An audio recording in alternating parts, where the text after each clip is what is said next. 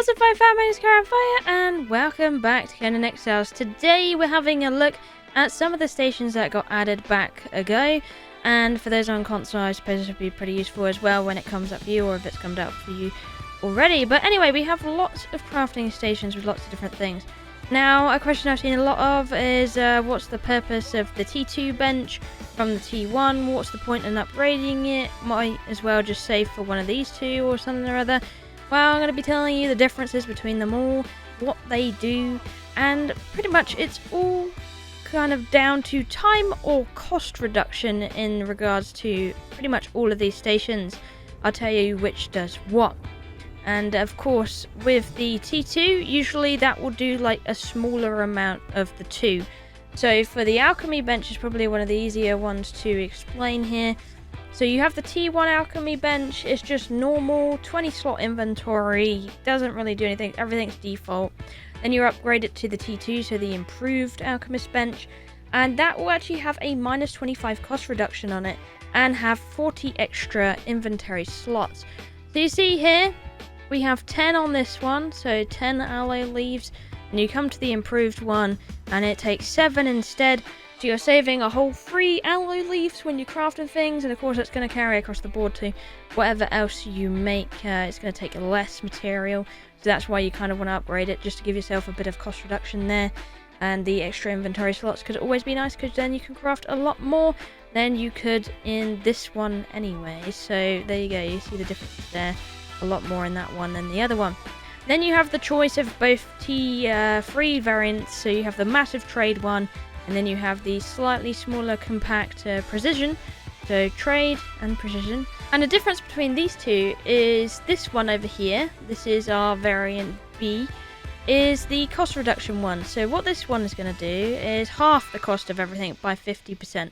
It's going to have the exact same amount of inventory slots, but that's pretty much what it will do for you in regards to anything else. So just halves it, keeps the 40 slots, there you go. So that could be quite nice if you want to do overnight things.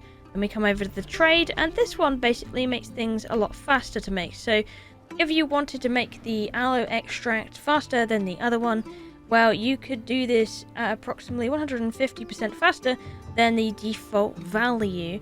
So, and there you go. But you have to pay the full price, which is 10 aloe over the other two here. So that's more than the T2, more than the precision one. And you're back at default values with the Alchemist Bench here if you were to choose this one. But if you're in a pinch, that's why you kind of want to use this one, unless you just want to have max production. You don't really care about losing lots and lots of resources. Then we come over to our Armorer's Bench. So of course you have your T1 Armorer's Bench, which I don't have out yet. That's default values, 20 slots, 0%, etc. you know. Then you upgrade to the T2, which we have here. What this one will do for you is it will take 50% less time to craft, and it will also have a minus 25 cost reduction in it as well, which is lovely jubbly. So definitely worth upgrading, and it will have 60 slots to use in it too. That way you can build lots of stuff. Then you have your two different ones here. So we have our garrisons and we have our campaign. Now the one that is campaign takes less time to craft, so it'd be 200% quicker than the default value to craft anything. 60 slots in that one. And then your other one here, the garrison one, is the one where you get the cost reduction. So you're going to get a cost reduction, the 50% of the materials you don't use up in comparison to the other one. Now, I definitely think this one is worth doing, because especially if you want to do things like, I don't know, padding or anything, you will definitely want to do it in this one. So what I mean by that is you'll definitely want to do your padding in this one in comparison to the other one, because, you know, you're going to save a lot, and padding can get really expensive as well with the amount of hardened leather that it takes and the oil nerfs. You definitely want to consider doing this one, even though it might feel like it takes years to make. That's completely fine. So just for example, on the heavy padding you have 21, 7 and 3, and then we will go over to this one to go and make the same exact thing.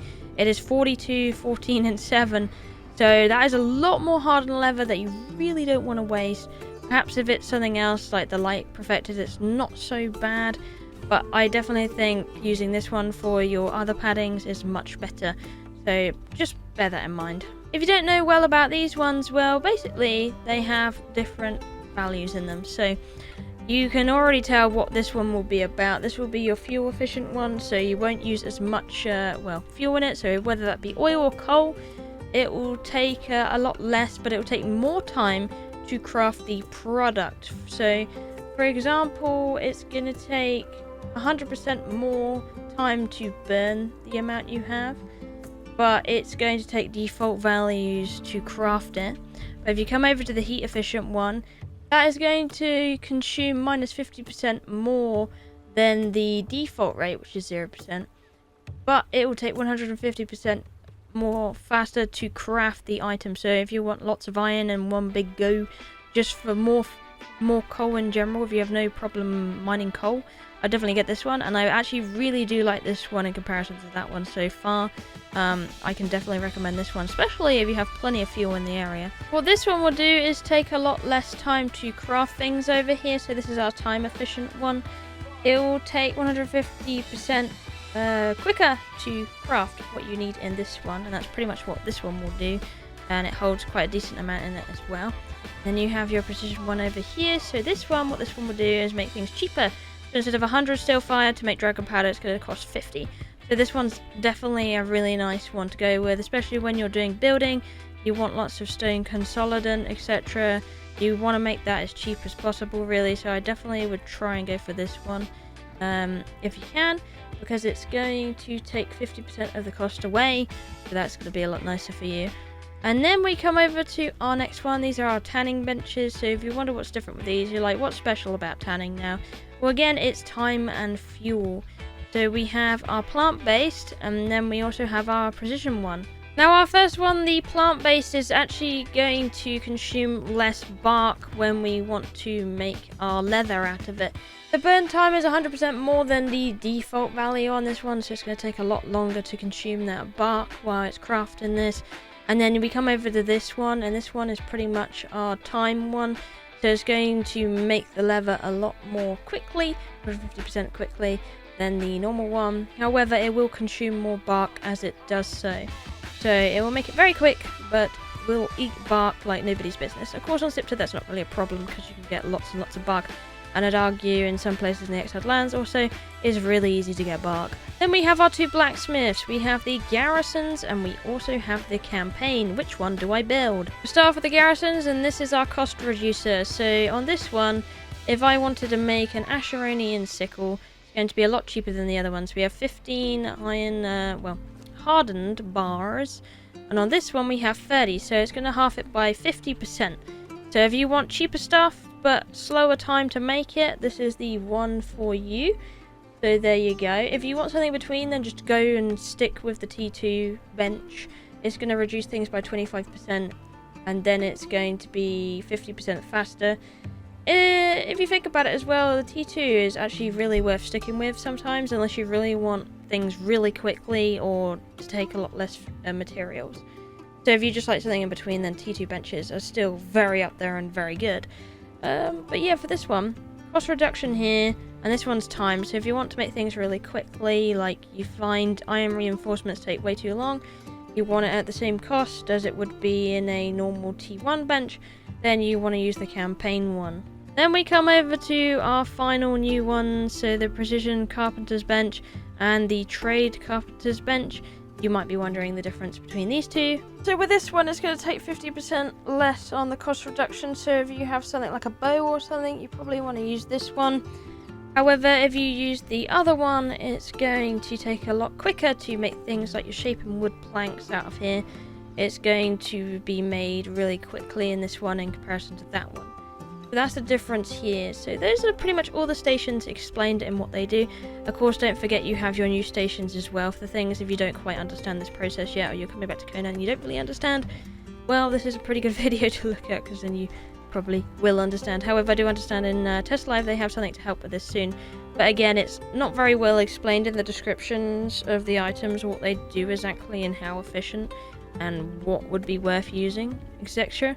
So, of course, with your new stations, if you want to make upgrades, you need your Tinkerer's Bench to make all the upgrades, like your damage upgrades, anything upgrades in here. Dyes in here for your dyes, so that's where your dyes are now. And your casting table is for things like glass flasks. So So you only need one of these molds, and then you just use that infinitely with some glass that you get out of your furnace, and that will make all of the things like that. Or jewelry, you also make in this one as well. And then one of the ones that I thought of the most that's quite different is the ways you kind of make your armor. So if you want to make things like fiber without having to make it on yourself, we'll make it in here and you don't have to hold it. You can put loads of plant fiber in here and just craft infinitely of these, and you'll have loads and loads of stuff. This is also where you'll do your layered fur, your hardened leather, your layered silk, and any of your conversions as well is also stuck in here too.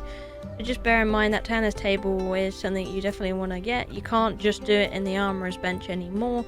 You need this one. But hopefully that explains things a little bit better to you in depth. I did say I was going to do this video a little while ago, and now I've finally got around to doing it. So I hope it helps you guys.